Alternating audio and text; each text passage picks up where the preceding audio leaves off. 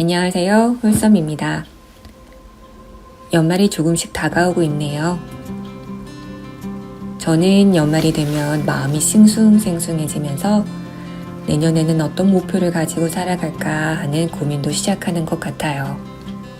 아주 작은 습관의 힘이 저자 제임스 클리어가 말하길 장기적이고 방대한 목표는 작은 습관의 실행으로 시작한다고 말했습니다.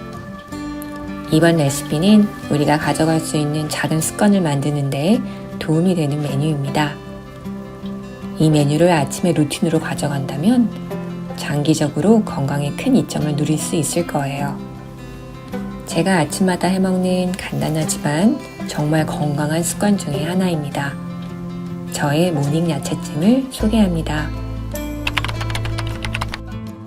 우리는 채소를 많이 먹어야 건강에 좋다고 알고 있지만 실제로는 채소를 잘 챙겨 먹기 쉽지 않습니다.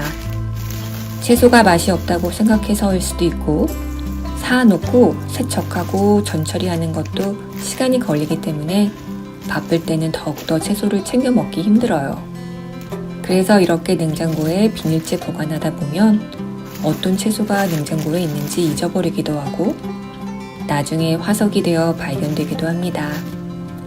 그렇기 때문에 채소를 미리 손질해두고 매일매일 먹을 채소를 밀프렙해두면 생각보다 쉽고 맛있게 채소를 먹을 수 있어요.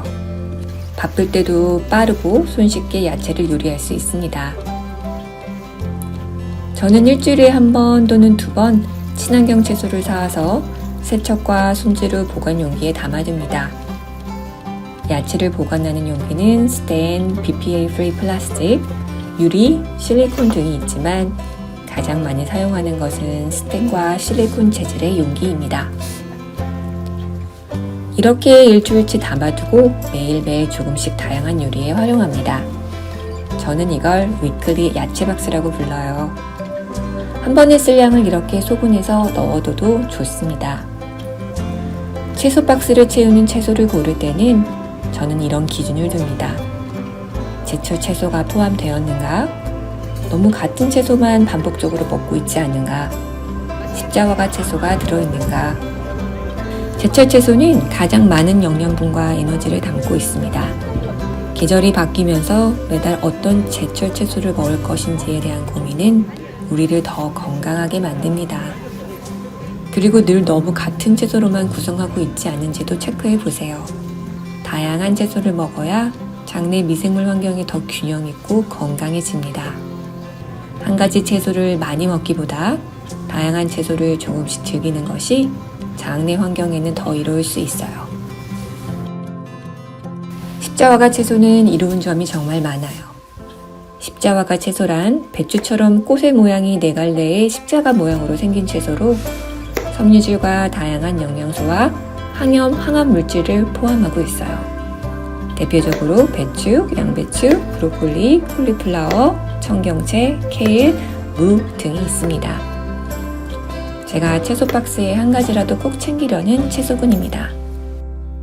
야채를 찔 때 흔히 찜기가 필요하다고 생각하지만 꼭 그렇지는 않아요.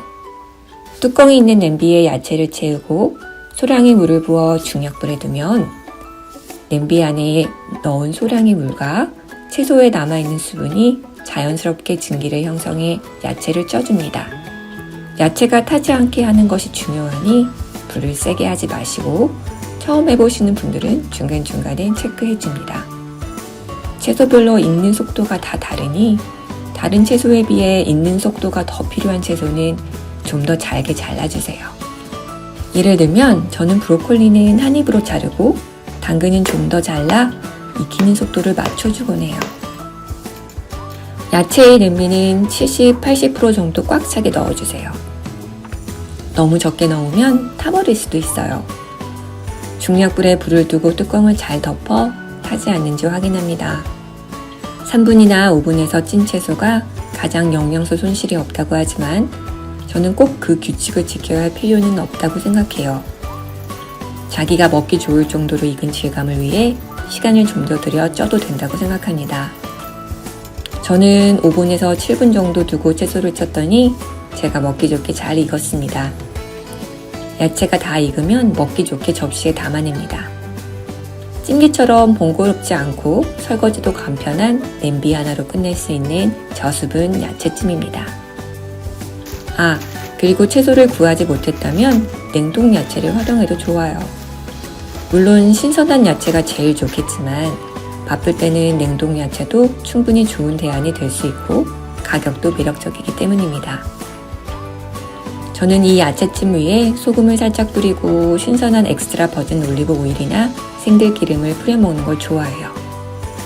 하지만 궁합이 좋은 디핑 소스는 야채찜을 더 맛있게 먹게 하는 무기가 되곤 하죠.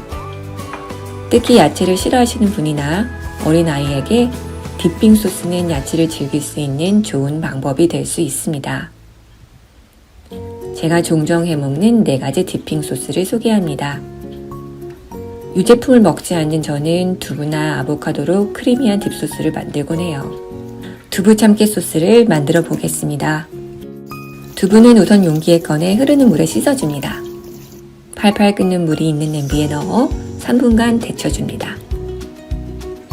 두부는 덜어내어 반모만 오목한 병에 담아 참기름 1큰술, 통깨 1작은술, 한식간장 2작은술, 레몬즙 1작은술을 넣어 핸드블렌더로 갈아주세요. 식물성 원료로만 만든 깔끔하고 크리미한 비건 디핑 소스 완성입니다. 간은 간장으로 취향껏 맞추셔도 좋습니다.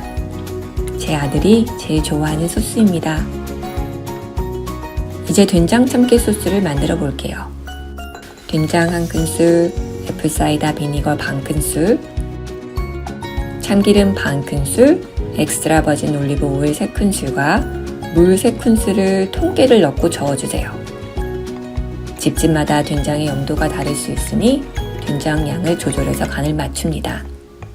다진 아몬드를 넣으면 더 고소한 맛을 추가해서 드실 수 있어요. 된장의 짭조름한 맛이 매력적인 된장 참깨 소스 완성입니다. 다음은 고소한 맛이 일품인 피넛버터 디핑 소스입니다. 오직 100% 땅콩만으로 만든 버터를 준비해주세요. 팜유, 설탕 또는 다른 첨가물이 없는 100% 땅콩만 들어간 피넛버터가 더 건강한 선택입니다. 땅콩버터 반컵, 한식간장 반큰술, 레몬주스 1큰술, 물 4분의 1컵을 넣어 잘 저어줍니다. 물과 땅콩버터의 기름이 잘 섞이지 않을 수 있으니 골고루 잘 저어주세요. 이 디핑 소스의 되직함을 물로 조절해주세요. 좀 되직하게 드시고 싶으신 분들은 물의 양을 더 적게 넣어주시면 됩니다. 야채에 찍어 먹으면 그렇게 고소할 수 없는 피넛버터 소스 완성입니다. 마지막으로 발사믹 머스터드 소스를 만들어 볼게요. 엑스트라 버진 올리브 오일 3큰술, 발사믹 식초 1큰술, 홀그레인 머스터드 반큰술, 그리고 소금 후추로 마무리해 주시면 됩니다.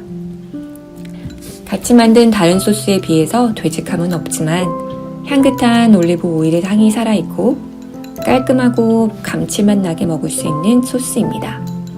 남편이 좋아하는 소스지요.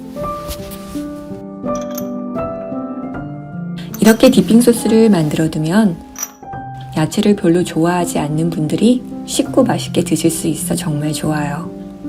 시중의 소스는 설탕을 비롯한 첨가물들이 많이 들어있습니다.